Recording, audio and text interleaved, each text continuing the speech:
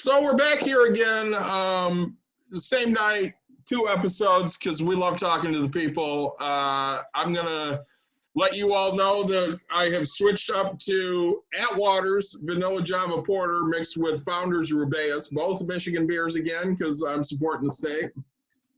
Anheuser-Busch Bud Light. It's going to be my go-to all night. When we get this sponsor, you guys are going to thank me because David and I are going to be drinking Anheuser-Busch Bud Light all day. I can guarantee that's probably not going to happen. When I get a Michigan brewery to sponsor us, then we're going to be living cloud nine, drinking some beers. I will tell you, if Anheuser-Busch is sponsoring us and they're giving us free beer, then I will definitely drink something that they make. I'm not sure what, but something. Ooh, Bud Light Platinum. Bud Light Platinum. And Mike is still drinking just nothing because he ran out. Still out. So, all right, guys. Hey, episode number 2 for 1. We love these nights. We let these things go long because we get passionate about it, and we really just enjoy talking. Here's the bad, right? Here's the things we find that people who are not financially successful, financially stable, have to worry about retirement, things like that. These are what we find the habits of people who, let's call it, don't have money, right? These are the things that they do. So, David, why don't you start us out? And So number one thing, and I'm going to word this in a specific way, it's spending more than you bring in.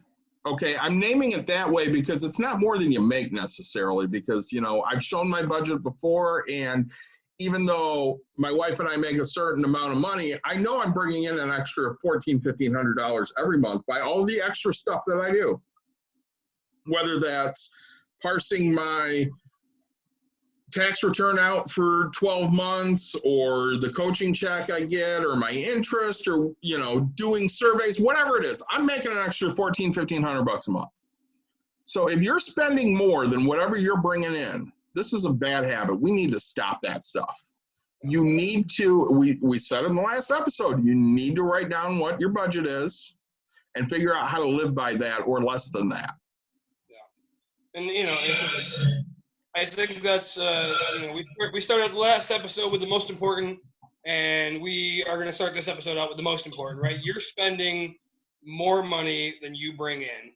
And, right, we talked a little bit about going out to eat. We talked about, there's so many things that you could be doing that are making you spend more money than you're bringing in. So, you know what, if you want to keep doing your lifestyle, we've talked about it. We don't want people to change if you don't want to. We just want you to be more financially successful. So if you're going to continue exactly what you're doing, find another job. Find a better paying job, get a second job, support your habits, right? Do what you have to do. I don't want you to hate who you are. I would hate to see that. But I want you to afford what you do. I want you to afford your lifestyle.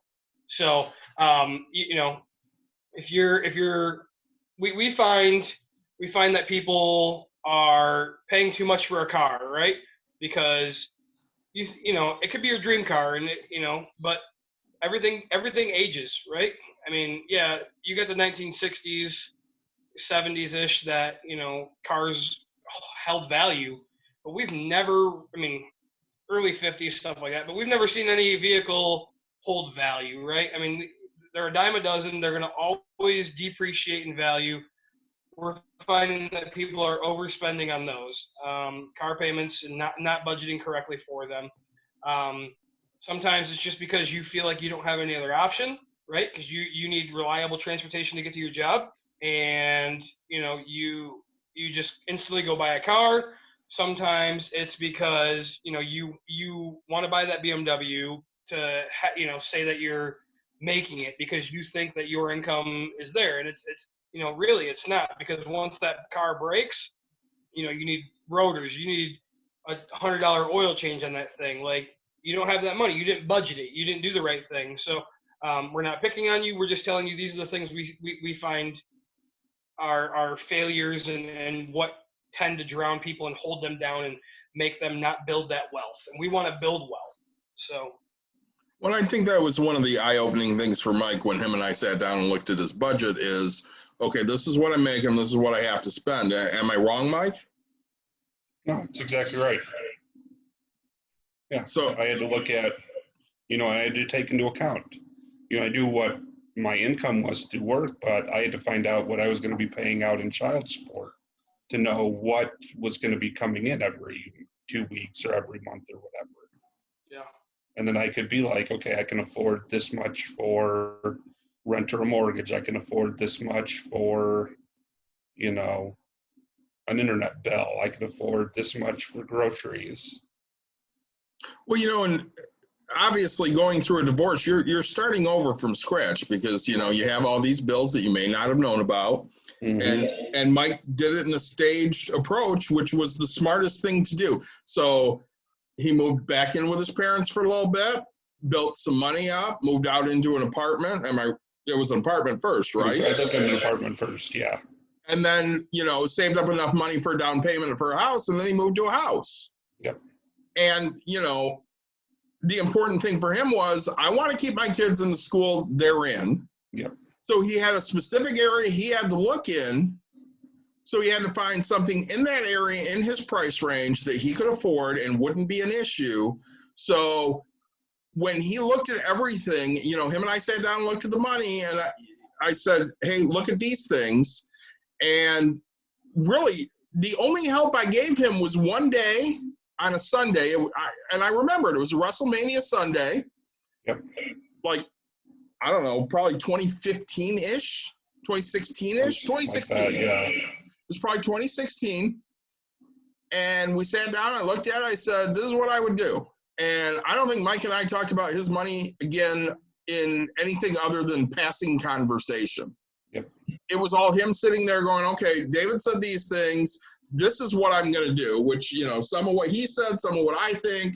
And, by the time I turned around, he bought a house, he bought a new car, he was saving money, he was, looking at what can I do to pay for my kids' education. Yep. And those are things that make you sit there and go, hey, I'm finally, I'm getting this. I know what to do. Right or wrong. Correct. Yeah. So, when we look at it, that spending less or spending more than what you bring in is going to absolutely destroy your potential to make wealth. And we want you to be wealthy. And to say living comfortable is wealthy, right? And you pick your own comfort, right? I mean, as David said, he doesn't vacation as often as I do. And so honestly, like, you have to figure out what you want out of life and then go capture that, right? And it can always change through time. Mike, just because you've kind of been there a little bit, I only have some older things of like, hey, I didn't save as much as I should have. What is one of the biggest things, I guess, that David or anything has taught you that you were doing wrong that you have changed now? Like, what was your worst habit back then? Do you have any idea? I mean, my worst habit, and I think it goes down to what you said at the beginning of the previous episode, is I didn't have things written down. I wasn't budgeting. I wasn't aware. I wasn't giving myself a cushion of, like, Dave said, if you're spending, $375, say you spent $4, and I'm not, and I lived paycheck to paycheck. I didn't say, oh, I always want to have at least $500 to $1,000 in my checking account at any one time. And, consider that my 0 point, to the point where if I'm below that, that's when I need to start freaking out. I wasn't doing that stuff. No, and that's great. Like, and I think, again, we talked about budgeting, but like that is key. Like, yeah. I find that, you just said it. Your biggest failure was not budgeting, and you found it to be the most successful thing to help you get to the next step. Yeah. We talked about 500, 1,000. I keep 1,000 now. I think having a plus amount of money be your new zero is Mm. is a thing. I remember when I first started out, it was like $100, right?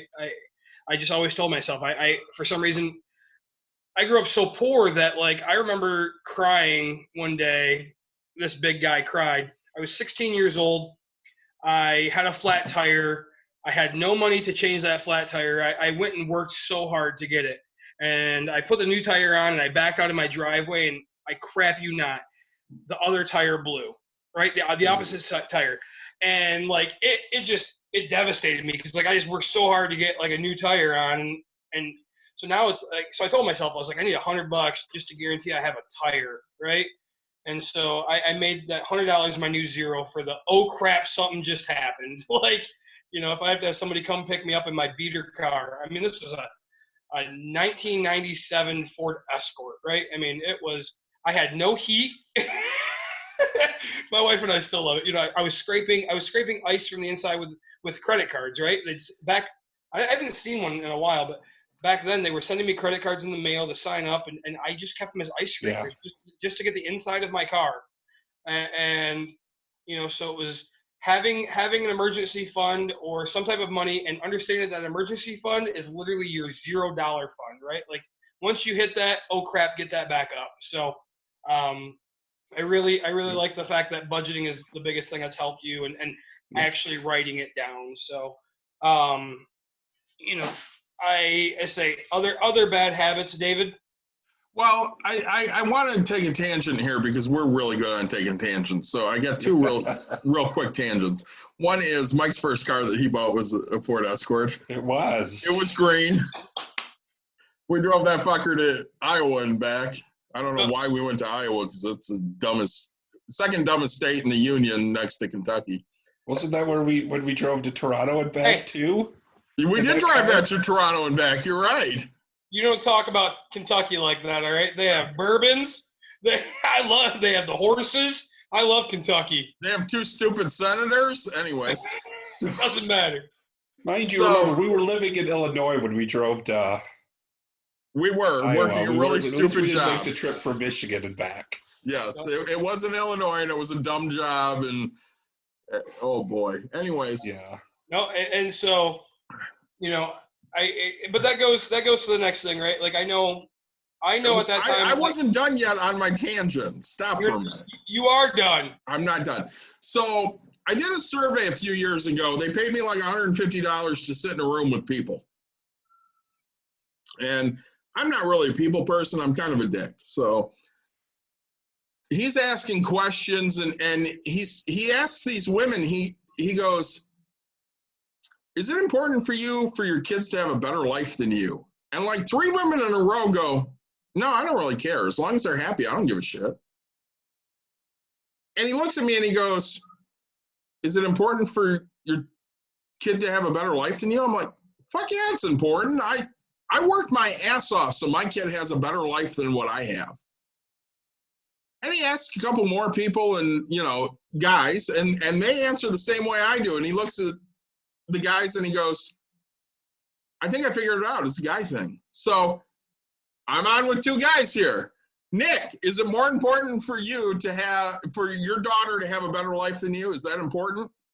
I think your answer was, and I quote, F yes, it's more important. It's 1,000 times more important. Yeah, like I work so my daughter can have a better lifestyle than what I had. I mean, I'm not going to hand her things for free, but she's definitely going to have a better lifestyle. I mean, you know, I want to build, let's call it a small empire for her to build this community, right? And then I want her kids to build, you know, just massive. And you know, I always want the next generation to do better. Mike? I'm going to say it this way, and that's almost going to be like in the middle of the road, like I often end up being, and that yes, I want them to not necessarily have to worry about, you know, how am I going to pay for college, how am I going to do this, that, and the other thing. But I also am the one who, like, if they want to go to, you know, a 1-year tech school and get a job as a welder and that's what makes them happy, I'm all about it. Well, and that, and I think again that reiterates back to what I've been saying is like it's all about what you want as a person. So Yeah. me saying that I want better for my daughter isn't necessarily financial, right? Like Yeah. my wife is a hippie, right? Like I joke with her all the time. I mean, she really, she's 100 times, and me, I care about the world and I want to impact lives. So my hope is, and I can't choose it for her, but my hope is that my kid looks at me and says, "Hey, Dad, I want to travel the world and I want to impact lives in every other country, and I want to, just honestly make an impact on the world." I want her to be able to do that. I never had that opportunity, right? If I have to pay money for her to do that, as long as she's doing the things she said, she's, Mhm. working her butt off to do it. As long as she's doing, man, she's happy. Like I worked the first however long of my life not happy. I work. Let's be honest, right? Like if this gets me fired, it'll suck. But I don't want to work at my job. I show up, I do the job. If my daughter never has to work a day in her life, but she's the happiest person in the world doing it, man, that's a better life than what I had, right? Because I had to do something that I hated. We all have to do the things we hate, but it's again making that hate from down here to making that hate to up here, right? Like I think we all look at people and we're like, oh man, we're so jealous that they can pretty much do whatever they want and buy whatever they want whenever they want, like sports stars or actors, and their kids and like they get to. So man, if my kid can have any experience of that, I'm a happy father, right? Like she has officially lived her life the way she wanted to, and if I can help and impact that any way, I am happy. Well, I think that's where we're all at. It doesn't necessarily have to be just monetarily. Yeah. It's we want to set up our kids for success. We want them to do whatever they have a passion for. Like, Nick and I, we've known each other for a while. Mike and I have known each other for, quarter of a century or more. My biggest passions are money and coaching. If I can make a living coaching without the hassle, I would probably do that. Hey, Nick's all bright now. He's outside. I figured I wanted to get some more light on this subject because I think we're all going to put some passion into this bad boy. So I think we are too, because I'm gonna go sit by the pool.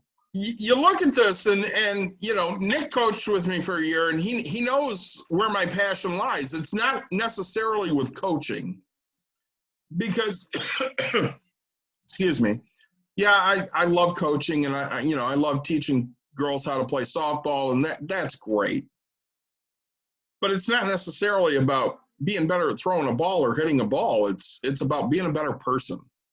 Yeah. So I look at some of these girls that I coached, and I coached in an inner city school for a long time, and now I coach, I'm an assistant at a country school that they all have cows and stuff.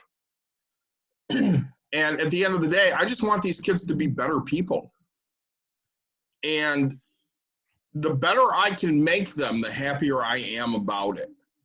And, Nick got to come on that journey for a year with me. Mike has watched me, the last few years as a coach, just being happy about them getting out and competing.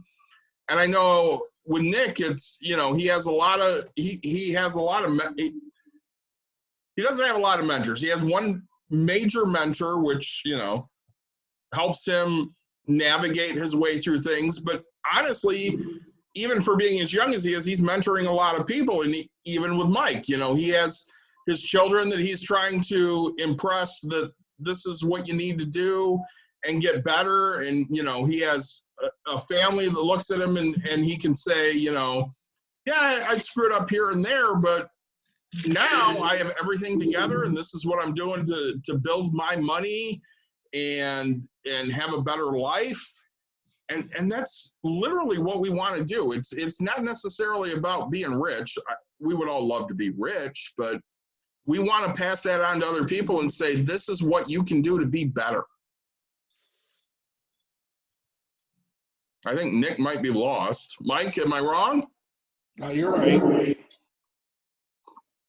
Yeah, no, that's why, I really like being, active in scouts with my kids and stuff like that, is it's teaching them some character, teaching them some skills that they might not get other places. And, maybe they'll find something in, learning some of these skills that they'll really become passionate about, and, either becomes, a part-time job like Dave with the coaching, or even a full-time job like, my son has really gotten into cooking and thinks he wants to be a chef.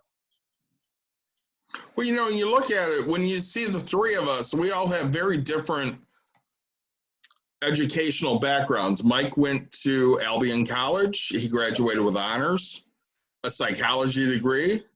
He's not really in the psychology field. I'm not in psychology at all. I went to many, many schools. I'm still going to college, which I started in psychology. I did a little computer science. Now I'm fully on finance. I'm 5 classes away from my bachelor's degree, which hopefully I'll finish in the next couple of years here once, tuition reimbursement kicks back in for my job. And Nick's done a few classes here and there, but for the most part, he's fully on I worked, but I'm really trying to build, my future through investments in real estate. Yeah, I say, honestly, we go out to, I went to college because back then, which isn't long, but back then, in order for you to have your parents cover insurance, you had to be going to school full time or have a full time job. And so, honestly, I was scared. So it was all right. I guess I have to finance my future just to make sure. I figured it was cheaper to have insurance, by financing college than it was, to actually go do it. And then I got offered a bowling scholarship, and so I bowled for college. That's I didn't go for school necessarily. I went for the insurance and then for the fun of wanting to live that lifestyle that everybody talks about. And I I regret it. I'll be honest, right? I wish I knew back then what I know now, because I would have started a heck of a lot sooner. And I wasted, let's call it, a couple years of my life. I don't have a degree. I have some college, and I'm in a job right now where that's all I care about is what your degree is in. And I'll be the first to tell them, right? Like, when you show me a paycheck that's bigger than mine, I will officially go to school, and only if you promise me that job. But I know I can make more money outside of this place, So, it's just it's a frustration for me, because I find that's another bad habit, right? Is people listen to the masses and they say, hey, school is for, school is if you want to get to this spot, and it's not. But I mean, I like the fact that we just talked about Mike has a degree in something he's not even using. David, he was going to school, but his degree changed, but because of his job and where he wants to be with his job. I went to school for nothing. I have an interest in this, and I guess I'll just declare this just so I can bowl. That's kind of what it was. So, I think people waste too much money on education, just to say they have it. Honestly, if you know you're going to get lined up with a job, and you have an in and all that, yeah, go to school, do it, make sure it's for something, right? The whole joke is people go to school for underwater basket weaving, or yodeling 101 or something, and it's just like, man, that's such a waste to me. So, if you're going to do something, do it full-heartedly. So that's a bad habit that I see, is people following the masses. um, it's funny because growing up, you were always told, if your friends jumped off of a bridge, would you jump off of a bridge? And your parents always wanted you to answer no. Oh, if your friends go to school, are you going to go to school? Well, apparently that answer is supposed to be yes at that point, but it's not true to me. I mean, me personally, right? I'm a business mindset. Again, if my kid wanted to go to a technical school or something like that, man, I'm all for it, right? Because that's what they're passionate about. And so my wife, she is an occupational therapist. She had to go to school. The law requires it. She has to have it. I supported it, but she knew what she wanted to do. And so I think if you know what you want to do and you have that, go do it. Otherwise, man, take a step back and figure out that you can work, in a different job and work your way up there. So school's not for everybody, I'll tell you that. Well, when we look at stuff, one of the other bad habits I really want to hit on, and I think Nick and I know this really well because of the areas we live in. He lives in Jenison, which is, upper middle class, maybe lower high class. I live in Byron Center, which is definitely lower high class, maybe middle high class. Yeah. Don't spend your money on credit. So a lot of the people around me, the only way they afford their lifestyle is by maxing out their credit, whether it's 2 or 3 house loans or maxing out every credit card they have. My wife and I have walked around, and mind you, this is going to sound really pompous, but I don't care. My wife and I have walked around the last 10, 12 years saying, I bet we have more money than everybody on the block because they're mortgaging themselves through the nose. Yep. And we're just sitting here going, yeah, I'm all right with the fact that, I have 1 mortgage and I'm not buying a boat or a 4-wheeler or, taking 3 vacations a year or anything else. I'm just trying to make ends meet and save some money for the future. And, I say, I'm not going to put the person's name out there, but I will tell you, I have a friend that lives in Byron Center, and he came to me one day and he said, look, we're, between my wife and I, we have gotten, let's call it $20,000 worth of credit card debt, right? And it was from putting their son through football camp. It was putting their son through baseball camp. It was, financing a vacation that they go on every year. It was, and so it wasn't like a one-time thing. It was a constant. Hey, he wants it, he needs it, blah, blah, we're going to do it. And so we talked, and, I gave him the idea of a home equity line of credit, because I was like, hey, the interest rate's going to be less than the credit card. But, they ended up doing a cash out refi because they had enough equity in their house at the time. And I begged him so much. I was like, look, you've had your prayers answered, right? Everything has literally just fallen into your lap. Don't blow it. Don't blow this opportunity.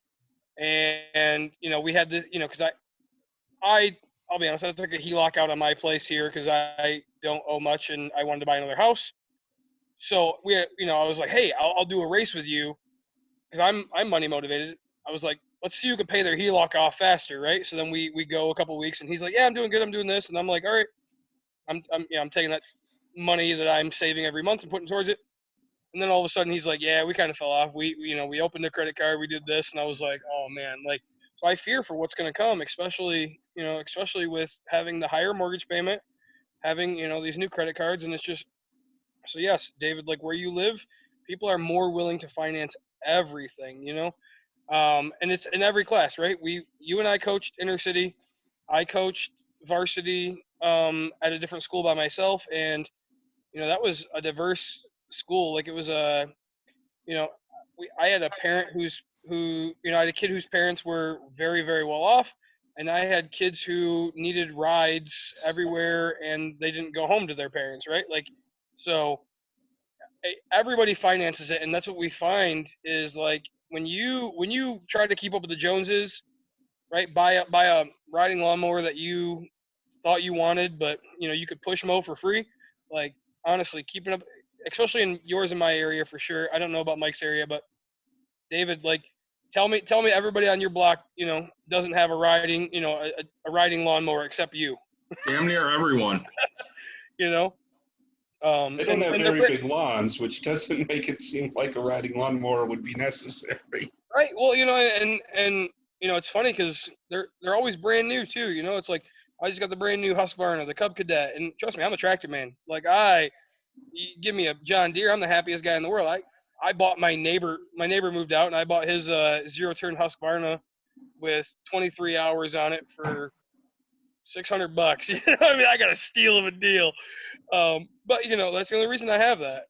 But so that's a bad habit is trying to impress everybody else that's around you, trying to buy a status. I mean, it goes back to buying a expensive car. Don't do it, right? It's not worth it. You're not proving you're not proving anything to anybody, Well, and talking about status symbols, so we're doing this episode, it's June 2nd, 2020, and the world is ending because we're in the middle of coronavirus and Black Lives Matter and all this shit that's going on. And I think back to the last year that I coached travel ball, which was summer 2013. And, I coached for an organization where they charged probably $1,000 a kid. And I had practice that summer at the high school I coached at, which was very inner city. And I told them, I said, listen, you're going to come to practice. You're going to practice with some of my school kids. And I remember I had these twins that were, they were probably 5'10", both blonde, 14 years old, nice girls. And they sat there arguing in front of these very inner city kids that don't have anything. They're arguing that, hey, my birthday's next week and I better get a new $400 bat. And for them, that was a guarantee. And I remember one of the kids I coached looked at me and goes, they're kidding, right? And I went, nope, that's the life they live. And that's not the life you will ever live. You're going to get a $400 bat because I'm going to buy one for the school and you're going to get to use that one. Yep. But your parents are never going to be able to buy that. And that's fine. But what you have to do is realize, where you're at in life. If you're at the spot in life where, you can pay for your kids to play a sport for $1,000 a year and buy them a new $400 bat every year, that's great. But you have to be logical on those expenditures. I heard a college coach say once, he said, you're going to pay all this money for these travel teams. You're going to pay all this money for this training. And at the end of the day, you're going to be left with memories, and you better make the most of those memories because most of them are not going to come with a full ride to a Division I school. That's exactly it. I mean, and we talk about it all the time, right? Is we've had this conversations with parents like, hey, I want to do what I can, and honestly, right? We were like, hey, if you want to bring a treat, we get it, like because David and I remember the year that we coached together. I had a daughter, that's why I stopped, but we would still be doing it. We would fundraise, we would do everything we could to make sure these kids had, let's call it the one $400 bat that they all shared. I mean,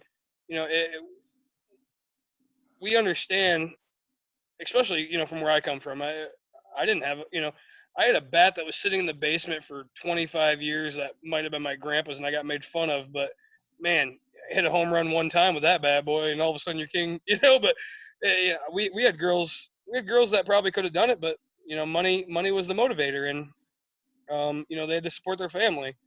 So honestly, the chances that your kid is going to be a pro athlete in the sport that you're funding, man, it's very small. Honestly, if I'm not saying don't support your children, right? I'm saying don't stress yourself financially to have your kid have that lifestyle that they statistically won't end up with. I mean, if they're not in middle school and getting scouted by people, I would take a look at your finances and figure out where you want to be. So. Well, the next thing we really want to hit is, and we talked about it very briefly on the last episode, was payday loans. Don't ever take out a payday loan. Never. These are predatory. Their only goal is to put you in further debt. How they make money is they get you to come in and say, you know what, I'm 10 days from my paycheck and I really need some money to tie me over. Can you give me some money? And they go, yeah, I can give you $500. That's not a problem. Here you go, $500. Just so you know, in 10 days, you owe me $580. And 10 days come and you go, well, here's your $580 because you don't have a choice. You've already written them a check. They're taking that $580. And you're going, well, I don't have any money left, so I really need $500 again. And they go, well, that's fine. You're getting paid in 2 weeks, so here's your $500. In 2 weeks, you're going to give me $580. And all it ends up being is this really bad track record of here's $580 that I'm spending every 2 weeks just to get my $500 in my actual pay. Yep. Well, and then they build the interest on the $80, and they build the interest on the $80 and $160, and then they build the interest on the $240, and like, yeah, okay, it looks like 10%, 12%, 25% interest on this money, but I mean this is daily, compounded constantly, and it turns into 300 to 400% interest over a year, and there's really no way out of it, right? I mean you have to hope and pray, and we David and I, it's our number one biggest thing that we hate, right, is payday loans. Honestly, if you don't talk to your parents, if you don't talk to your sister, if you don't talk to anybody, right, like, you hate somebody, call them first before you go to a payday lender, right? Like, yeah, honestly, that's how bad we think of these things, is like, I would rather talk to my worst enemy versus a payday lender. That's how bad these people are. Well, and people will be like,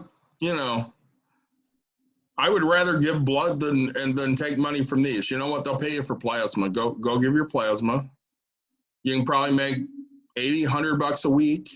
$70, yeah, something like that. Yeah, it's going to take you a couple hours every week. I'd rather you give plasma than take money from these people because they're just horrible predators. They basically look at you like you're a gazelle, and they're a lion, and they're going to suck everything you have. And there's no reason to pay that ever. Yeah.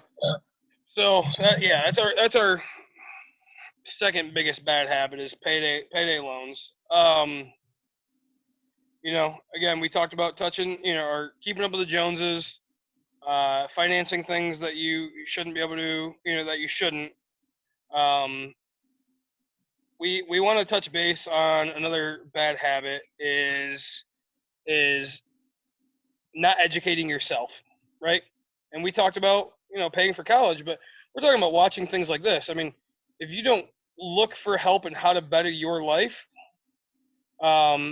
we look at that as a bad habit, right? I mean, I watch other people's YouTubes. I listen to podcasts all the time, because there's always somebody that has more knowledge than what I have, and so we find that, if you're not reading books, I don't read. I've read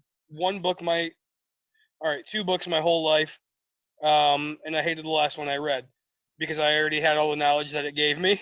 So, but we find that if you're not trying to help yourself, you're failing yourself, right? Like, if you're not trying to better your life, through learning something that you don't already know.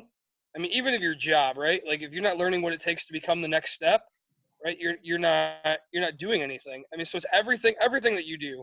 If you're not willing to learn how to make money, if you're not willing to learn how to not spend money, if you're not willing to learn how to budget money, there's so much stuff that it comes to, then that's what we find as a bad habit is the continuing the education financially. I want to reiterate another bad habit, right? Financing cars at a high percent. Right now they're offering 0% loans on vehicles, and that's fine. But we find that buying a car that's 3 years old or older, right? The depreciation is already set in, so you don't need a brand new vehicle. you could have a great debate with me right now. Honestly, I don't know where I stand on the 0% interest. I love 0% interest, but I know that 0% interest on 40,000 versus 3% interest on $20,000 vehicle is way better. You know, I mean, I probably still choose the used vehicle at 20,000 with, 30,000 miles on it. And I want to talk about buying too big of a vehicle. So I own a truck. It gets used quite a bit. But I have personal friends that own a truck that have never once hauled anything in it. They just wanted a big vehicle. I have friends that have no kids, don't haul anything, and they have a Ford Expedition, right? Like full size SUV, because it's a status thing. I have a friend that owns a Bentley, and he can afford it all day, every day, right? But again, he can afford that. He doesn't have to worry about having four seats. So don't buy more than you need or more than you can afford. I mean, really, the difference between brand new, I love Dodge Ram, or so just Ram now, compared to my Dodge Ram, because I have an '04. I saved 90% of, I mean, I saved 90% on my vehicle to do it. So we find that poor people or not financially stable people are financing vehicles constantly. And if you're leasing, right, you're rolling that lease over to the next one. You're never buying anything. It's never going to be worth anything. You're just wasting your money just to have a vehicle. So we find that leasing vehicles is another very negative. You get nothing out of it for nothing in return. One of the big things I want to hit on vehicles is, when I was young and my mom bought vehicles, and even, in my early days, you trade in your vehicle on a new vehicle, and you get X number of dollars back, which is never as good as if you just take the time and sell the damn thing on your own. So my thought is always, I'm going to take this vehicle, I'm going to sell it on my own, I'm going to make more money. I'm all about more money. So I bought my daughter a car. She was 15 years old. I spent, I don't know, about $6,900 on it. I turned around when she was, God, she probably bought that in 15, 16, something. Probably bought it in 15, end of 15. She wanted a new car. We took $2,000 and put it down. We just took $2,000 and put it down. I didn't trade her car in. I waited until I could get the deal I wanted, which was $2,500 for it, and I gave her $2,500 back. So basically, she made $500 over what she put down on the car. Yeah. So no, and I think that's it. Is we did talk about time is money, but I know when I looked at a vehicle, I looked at trading in. We talked about the Ford Escort, I think last episode, or I looked at trading that in for a vehicle, and they were going to give me $500, and I was like, man, this thing runs and drives, it's fine, and I ended up selling it for, I don't know, I think $800, 2 mini bikes and a mini quad. I sold one of the mini bikes and one of the quads for $200 a piece, and I had a mini bike that I rode around in style. So and made money on it. So you can always make more money than what the dealership's going to give you, right? They're looking to make a profit. Understand that. So even on lease trade-ins, I know people do that. There's always somebody that's looking to buy at a discounted value, right? So let's say you bought $50,000. Lease trade-in is going to be, let's call it 30 for round numbers. You can either buy it out for 30,000 or lease the next one. You know what? Somebody's going to give you 35,000 for that. You're going to make $5,000 on top of that, and somebody's going to have a used truck at the value that they need to get it at. Don't quote me on those numbers, but you're always the point is you're always going to make more money taking the time to sell it yourself.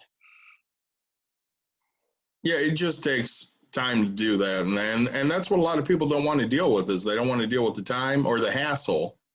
So they'll just take less money for it. And I'm all about, let's deal with the time and the hassle. I know when Mike gets ready to get a new car, he's going to go, hey, I don't want time and hassle. I'm just going to let them give me a trade in, and I'm going to go, dude, I'll sell that for you. I'll make you, $1,000 more than they'll make, and let's just run with that. I'm already figuring when I buy a new car, it's going to be giving the current car to my kids to drive around. There you go. Which is the smart thing to do, because they'll probably be at that age. They will. Go ahead, David. So kind of the next thing we wanted to hit on was something that I'm really bad at that Nick is way better than me at, and it's hoarding your money and not spending it on some fun. So we only get a limited time in this world, and sometimes you got to have some fun with your money, and I'm terrible at that. My fun is running around in a costume and, spending money that way, but Nick will go on vacation 2-3 times a year, and I can honestly say my wife would much rather go on vacation than she would watching me run around in a costume. That's one of the things you have to look at. Yeah. Well, and one thing, so if you and your wife are on the same page, that's one thing, right? If you both have the end goal in mind to hoard money to get to a retirement, if it impacts your life, in such a significant way, yeah, do it, right? But what I was realizing was I'm hoarding money, getting nowhere fast. I again, we talked about how much I save every month, or every week or whatever, and that was what I needed to get to my goals. I wanted more, and I'm watching my wife just say, "When's enough enough?" And so you have to look at yourself and say, hey, okay, you know what? And that was a big thing for me. It took me until probably 3 years ago when we went on vacation. I took a small chunk of money, put it into an account because we thought we were going to get 11% interest on it. And we had it there for a month, and all of a sudden the 11% interest stopped. You had to start using your card and doing a bunch of stuff, and it just wasn't worth it to us. So my wife and I were like, well, let's just make it a vacation fund.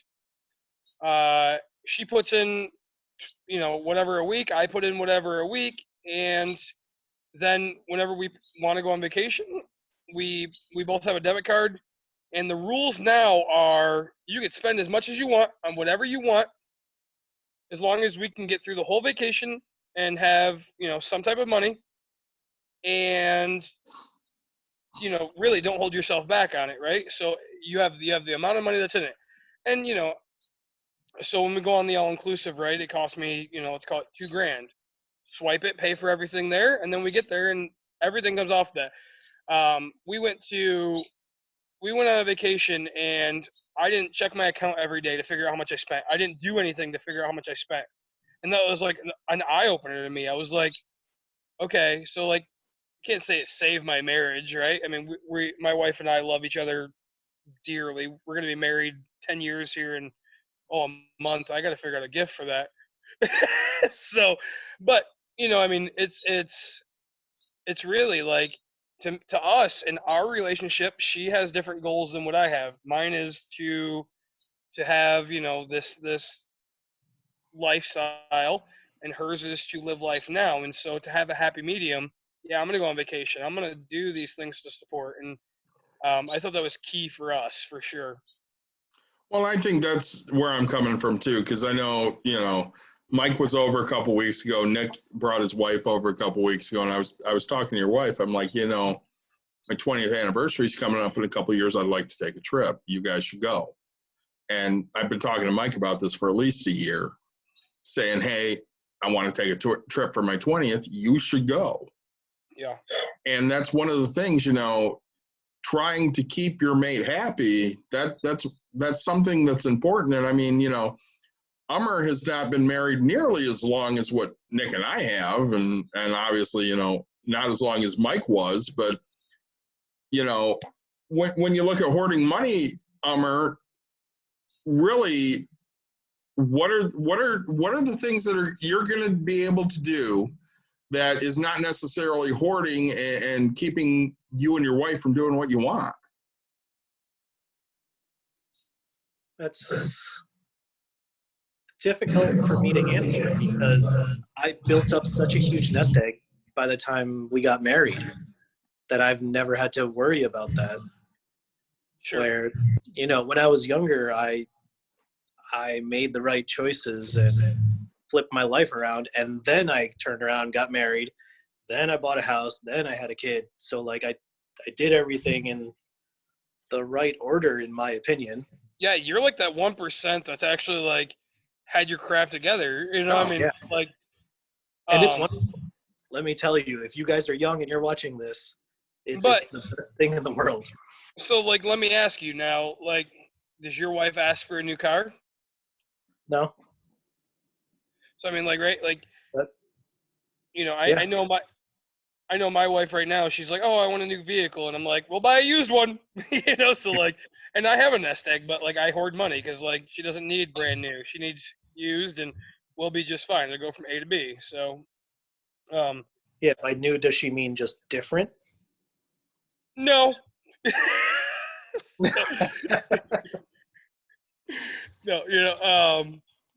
No, and my wife and I look at things financially so much different, and I love it, right? Like, it keeps us on our toes, and it definitely, like, without my wife, I wouldn't have experienced half the things I've done, right? Like, I wouldn't have traveled to states and countries that I've never been to. With this whole COVID thing, so my 10-year anniversary, as I said, is a month away. We were supposed to go to Europe for a while, and now that COVID hit, that is literally out the door. So now we have to plan a vacation with the kid because my mother can no longer watch her, stuff like that. So, to have your stuff together at such a young age, I mean, right? Like, we look at, no offense, but Mike, right? Like, I mean, your budgeting stuff when you were with your wife was different than what Ummer's was before his wife, right? And like, so if your wife back then asked for a new car, what would you do? I would have still said, we can't afford it. Right, you can't afford it, but Ummer's over here like, I can afford it. I got the money. So, that's just the key is making the right decisions will get you to be able to do what you want. And I think that's the biggest key for David and I is, you know what, set yourself up so you don't ever have to say no. And talk about your goals. Because once we started talking about our goals, we found out that they were so similarly aligned.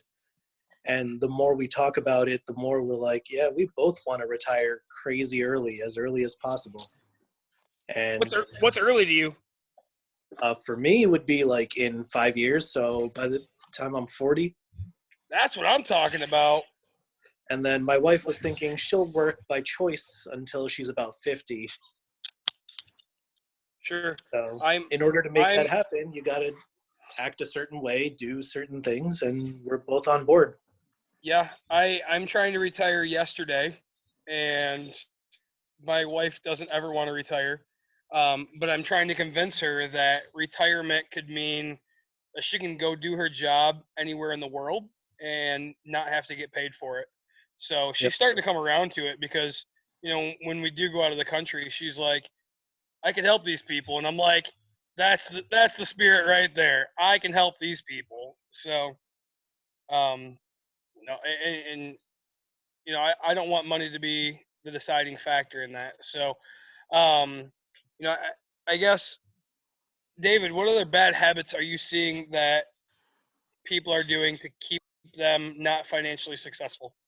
So another thing we have here is we touched on a little bit last time. It's impulse buying or buying things that are on sale. My wife is great at this. She'll go to Meijer and she'll see that she saved $130, but she spent $150. So she'll say, hey, I saved $130. Isn't this great? And I'm like, yeah, if you didn't go to the store, you would have saved $150. That's, not really jiving with me here. Sure. So one of the things you really need to do is we hammered it home as much as we can. Write everything down. So if you're gonna make a shopping trip, write down the things you want, buy those things, don't worry about what's on sale. Yeah. And, I say we all have those times where we do that. I mean, I am guilty of it. I did it yesterday, honestly, just yesterday, right? So I was golfing with my friends, and all of a sudden, we had such a great time. I was like, oh man, I'll order pizza. You guys come over. So I ordered pizza, paid for the tip on delivery. I was like, let's go grab some more beers. Ended up with, again, Bud Light. So, but right, I impulse bought that. My wife literally had food ready for that night, and we could have just eaten that and had it for free. So, it's being able to control those emotions and not spend it if you don't have to, kind of a thing. So. Well, and kind of the next thing falling off of that is vices. And when we talk about vices, we're not necessarily talking about alcohol and drugs. Yep. We're talking about alcohol, drugs, lottery. Lottery is a big vice for people. Eating out is a vice. Yep. Buying coffee. I know at one point, my wife would stop at Speedway and she'd pay $2 for a coffee. And I kept saying, I'm like, listen, you can make coffee here. It's not going to cost you $2 every time you make it. It might cost you $2 to make a big ass thing of it, and you can go, 6 cups out of that. Yep. And you really need to look at that spending and say, okay, do I really need to spend money at Starbucks? Do I really need to spend money, grabbing a Egg McMuffin at McDonald's? Do I really need to buy the Powerball this week? Yeah, and I fully agree. We talked about my gambling, and stuff like that. I do enjoy it, but if you can afford it, it's the thing. If you can't afford it, don't do it. So, I'm moving around a little bit. Just want to get some light. Spooky. But yeah, thank you. You're welcome.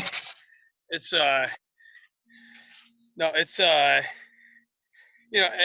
vices are it. Like, and I'm not, again, if you're a smoker, I'm not telling you to stop smoking. If you a cowboy that chews tobacco, I'm not telling you to stop, right? I'm saying budget for it and make it a thing. But again, just remember, it's what's costing you money. Yeah, and some of those vices are becoming very, very expensive. So it's just about, being smart about it. Mike and I watched the last, 3-4 Super Bowls together, right? Yep. And I bet on the Super Bowl every year. Now, I'm not betting on who's going to win or lose, but I'm on FanDuel and I'm, picking a few players. That way, hopefully I can win some money. And he can attest that I'm sitting there every time going, damn it, this guy needs to get another touchdown for me, just so I can win $5. Every time somebody would hit a few yards or score a touchdown, would be like, "What's it at now?" Yep. And again, it's a little bit of fun, but you have to reel that in sometimes too. I know. I have friends. I have friends that spend, and I'm not exaggerating, right? They spend thousands of dollars on fantasy football every year. They get into leagues, and okay, you can win, but I know I was one for $50 or whatever, and like 3 of my players got injured, and I'm just like, oh man, like this is crazy. So, I want to. Everybody has a vice. Everybody has something that costs them money that they don't absolutely need, but makes them happy. So, we're trying to figure out how happy it makes you, right? I mean, again, we talked about coffee. I give my wife crap every time she gets coffee, but I also tell her that, hey, if you're going to buy coffee, you're not buying Amazon packages. Like, before this episode, Mike went and got an Amazon package. So, you know, no, it's it's all those types of things to make you understand that, hey, you're spending money on stuff that really just doesn't make you happy. It makes you happy for 2 seconds. It doesn't make you happy for a long time. So take a look at it. Maybe see if you can cut it down just a little bit. Start small baby steps. That's what we always talk about. Is start small and go big. So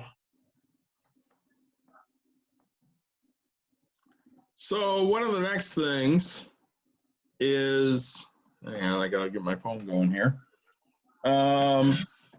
Investments. Either A, not investing, or B, when you invest, you don't diversify. So honestly, one of the things, and three of us are doing it, I know, constantly, and I know Mike wants to get into it, is you need to take and invest all the time. Now, I assume all of us have either a 401k or a 403b that you're dumping money into. I say 403b is basically the exact same thing as a 401k, except for offered by nonprofit corporations. So, correct. So we just want you guys to be clear on what they are, so that way you know terminology. Right, a lot of healthcare systems, if you do happen to work for a nonprofit organization, right, they could offer that as well. So really, they're the same thing. Company's going to match you money. It's going to go in there, and you're going to be able to transfer it, when you're of retirement age. Now, you can draw from it. Correct. Now, having that's a great thing, but I'm not only about funding those accounts. Let's fund some different accounts, whether it's something like Acorns, where you hook your debit card up to it and it takes your change and throws it in, or whether it's something like Robinhood or Stash, where you're just shoving money every month. Do something where you're investing. I with my kid, $50 every month goes into her Betterment investment account, IRA. Every month, no choice.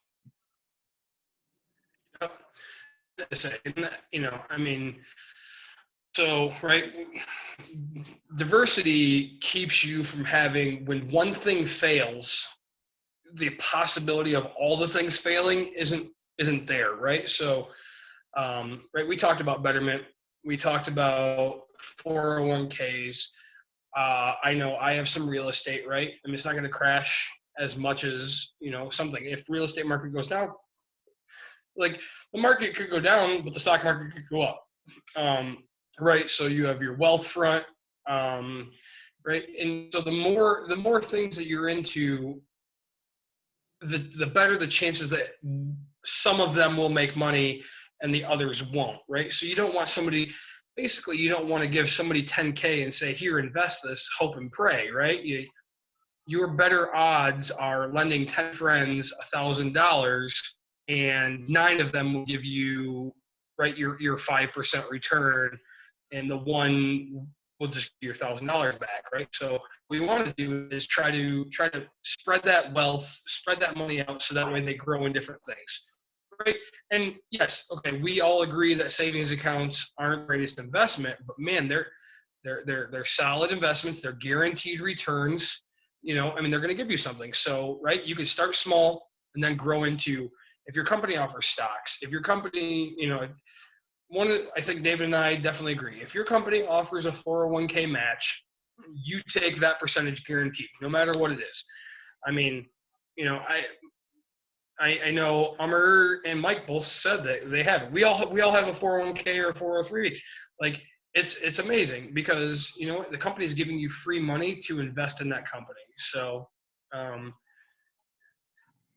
grow your portfolio as wide as possible. I mean, you know what? The higher the risk, the potential of the reward. So get to where your comfort level is, and invest money there. Well, and each one of us are different. So when you look at Nick, he has rental properties, he has his 401k, he has his Betterment. when you look at me, I have my 403B, I have IRAs, I have Fundrise, which is passive real estate investment. I have Prosper, which is lending money to, people that are just looking to either consolidate debt or pay for home improvements or whatever the case may be. With Mike, he has his retirement account, which I assume in the next year it's going to move into more than just that retirement account. He's probably going to open 2 or 3 more just by what he's done with us. And when you look at Ummer, he goes, yeah, I'm pretty much set with what I need, and I'm just moving on to making more money. Sure. And I know with Ummer, right, like we originally talked, and it's like, where does he want to be? And, I know he talked about real estate, and now, like, I know we're going to do episodes about like what things you can do with real estate. You could own, you can lend, we'll talk about that in a later episode, but man, there's always ways to diversify your portfolio. And it's something that everybody, again, it goes back to that educating yourself about what options there are, because there's no cookie cutter way for any one person, right? Comfort is key. Well, when we look at the money, I know, obviously I decided I'm going to go back to school and get my finance degree because that's important to me. I like money. I wanted to learn more about investing. I've hit that. And Elmer and I have talked a little bit, and honestly, his passion is also money, and he'd really like to go and be a financial advisor, but that is kind of a pain in the butt. There's so many things you have to do that. Go ahead, Elmer, talk about that a little bit. So I did a little bit of research, and I'm like, well, what would it take for me to actually have like the accreditation, those letters after your name? And you have to take mandatory classes. You have to take all these exams.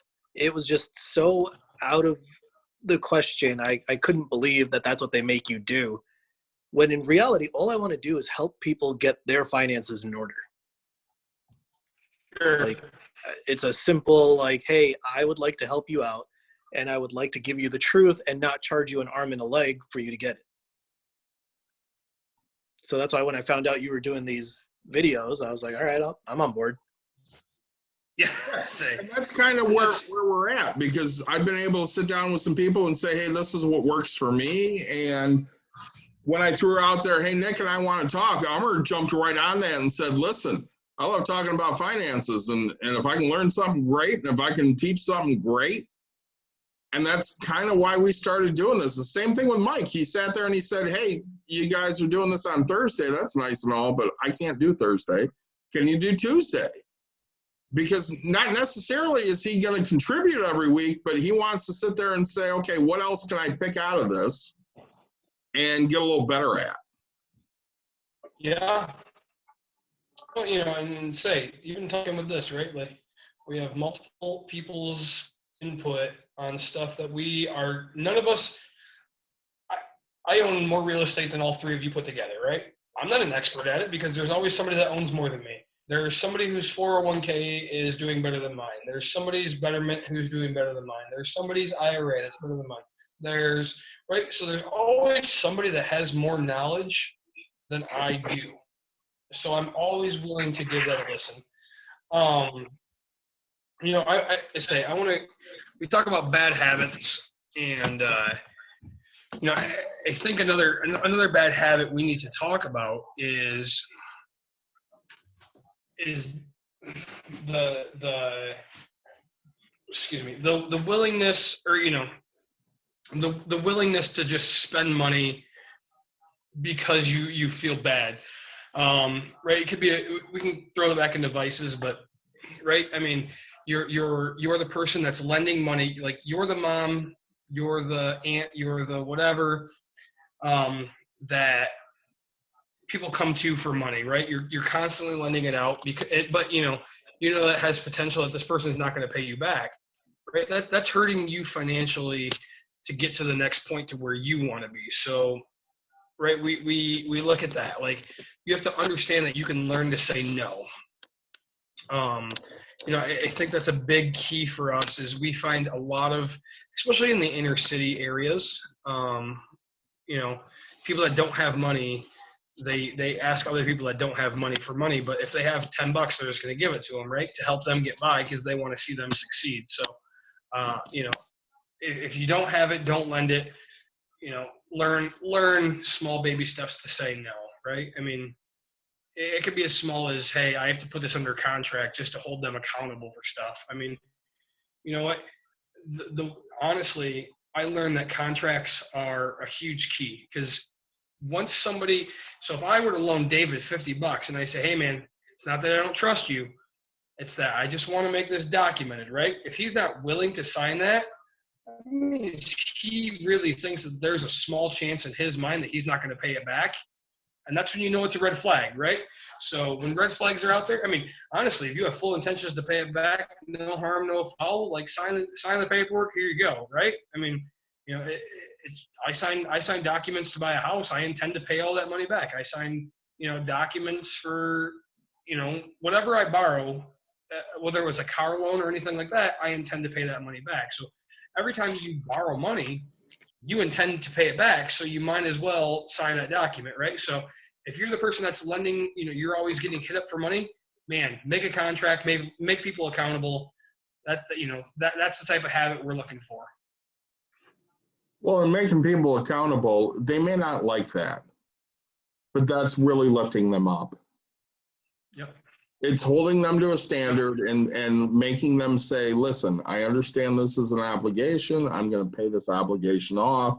And hopefully the next time they won't need to come to you and say, hey, I need to borrow $50. Yeah. You know, and, you know, I hate to say it, right? But like, what if you telling that person to sign the contract for $50 is that eye opener that they've hit that low point that keeps them from going to the check cashing store? What if, right? Like we play that what if game. What if you just made them just go, you know, I should probably take a better look at my life and realize this isn't where I want to be. I should start that budget, you know, kind of a thing. So I want to be the person that people come to for loans. So, and kind of the next thing I want to hit on is fees. Bad habits are fees. I don't care if they're finance charges. I don't care if they're annual fees on credit cards. I don't care if they're overdraft fees. I don't care if they're, you know, monthly dues to the gym that you never use. Yeah. Any fees you have that you're not actually seeing a benefit from, they got to go. Yeah. And that's exactly it. You know, if you're not using it, get rid of it, right? And we talked about credit cards in another episode. David and I don't do annual fees. It's just not a thing. I'm not going to give you money to let me borrow money, right? Because we pay off our credit cards on time. So, right, like I know Mike, you know, he doesn't do an annual fee. I mean, it's you know, David said, hey, look, you're wasting money on stuff. So we're trying to keep you from wasting money. You know, if you're not, you know, we talked about all your streaming apps. If if you're not using them, right, don't own them. I mean, if it's not costing you money, no harm, no foul. Because I know some people have Disney Plus because it was for free. Great, try it out, do it, right? But you know, after a year, you're gonna realize if you watch it or not, because a year is a long time for free. So that's a long trial. You know, if you're in, you know, some type of we talked about multi-level marketing, right? If you have an annual fee or a sign up fee to do that, it's probably not right, right? I mean, sorry, by annual I mean like a monthly cost to make sure that you stay in the thing. It's not a thing. Like it's not making you any money. It's actually costing you money every month to do. Don't do it. Yeah, and that's the main thing. You need to put your resources into things that are actually going to build your wealth. And annual fees, monthly fees, finance charges, none of that's building your wealth. We're not looking for those things. We're looking for, you know, if you use your credit card, they're giving you 1.5% back. You're paying it off in full. You're making $25 a month or every couple months, whatever it is. They're paying, $300, $400, $500, $600 a year to use their card. Now we're talking. But that's what it has to be. They need to pay you for the convenience of using their stuff. And I want to be clear here is, like, I pay fees to get loans on houses, right? Like I pay a realtor fee or something. There's things that are unavoidable. We're talking about the fees that you can avoid, right? I mean, it's things. It goes back to, again, things that you're not using, and so again, find out that what you might be paying money on and getting nothing out of. Well, that kind of rolls us into something else never to do. Some people will tell you this is a great idea because you're paying yourself back. Don't take a 401k loan. Don't take, Ummer and I don't have the option to take a 403b loan. They don't offer those at the company we work for. Yep. In an old world, we could take a 401k loan. And yeah, technically you're paying yourself back, but you're losing all of the benefits of that money growing. Yep. Go ahead, Nick. Well, let's say, and that's we talked about that in the COVID episode, was right. You can take money. It's not even a loan. You can take money out of your 401k right now and penalty free. Like, right. But the idea is that this money is to grow for a long period of time. You're losing on the benefit of so much money from this. Right. Like, trust me, I'm the guy who thinks about it all the time. I'm like, okay, I'm not going to retire from my job. What do I need a 401k for? What if I just take a loan against myself and pay off a house? Yeah, but I'm just shooting myself in the foot because you know what? I mean, that is guaranteed 401k money that company is matching. Like, I've lost out on dollars upon dollars by taking money out. That is a huge thing that David and I agree upon, is never take a loan against your 401k.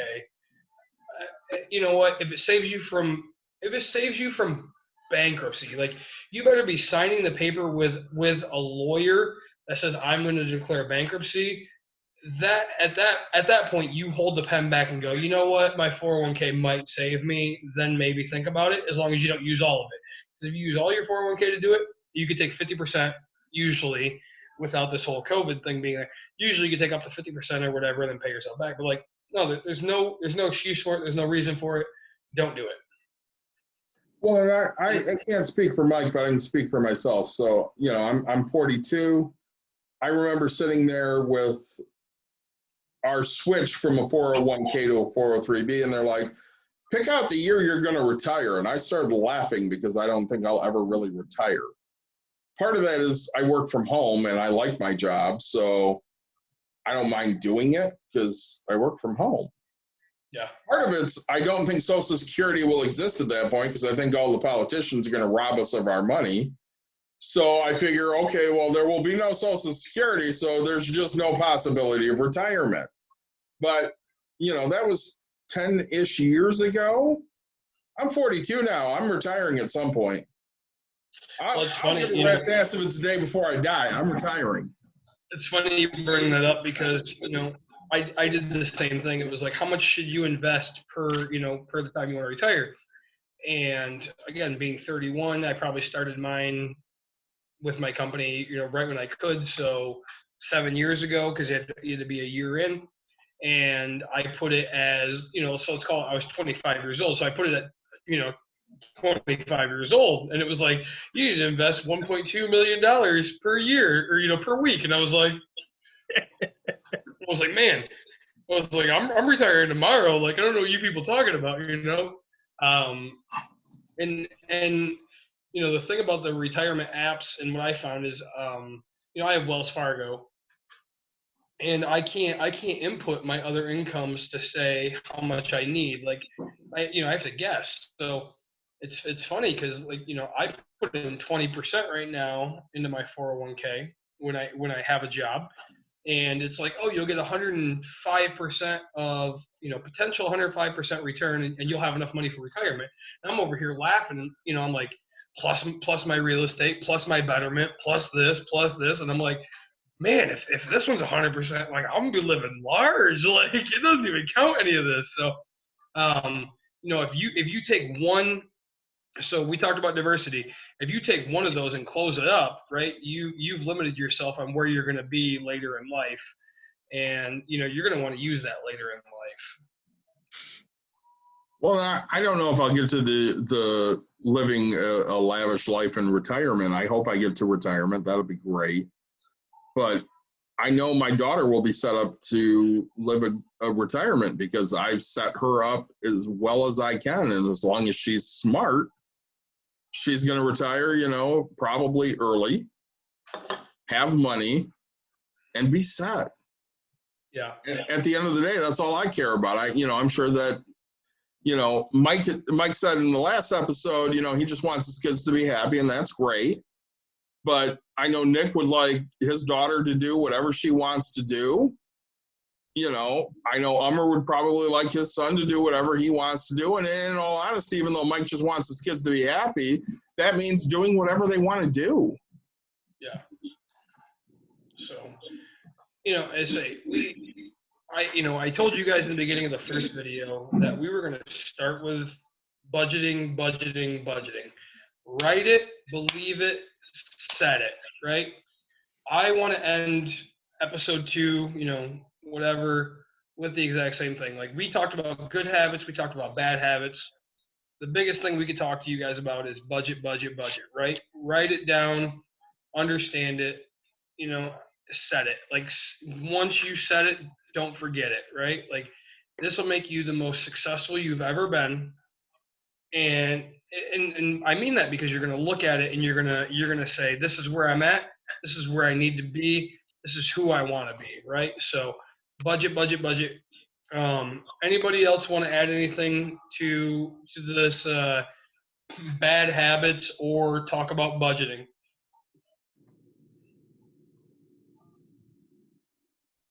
You're both very quiet. Let's start with Ummer. No, he said he's happy. Yeah, you got it. Track everything you can. Once you start tracking it, you know where your money's going, and then you can figure out where you need to make changes. Yeah, perfect. Mike? I really don't have anything to add beyond that kind of stuff. Yeah. You're writing it down, you're holding yourself accountable.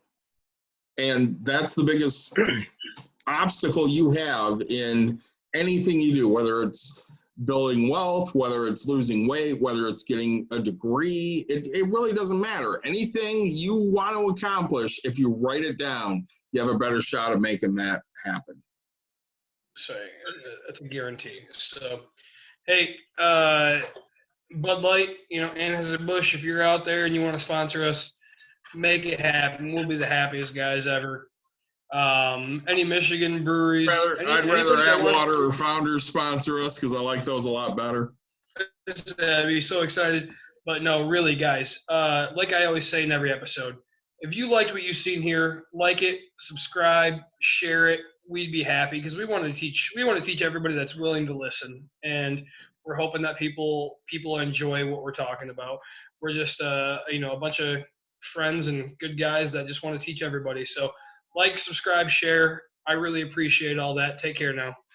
Yeah, send us in some questions. We'd really like to know what you guys want to listen to, talk about. I mean, Nick and I get together usually every weekend and we're like, hey, what do we want to talk about this week? And, we've written down a bunch of things. And even today's, I basically talked to him this morning. I wrote down a few things and sent it out to the guys. I said, here, let's add, subtract, whatever.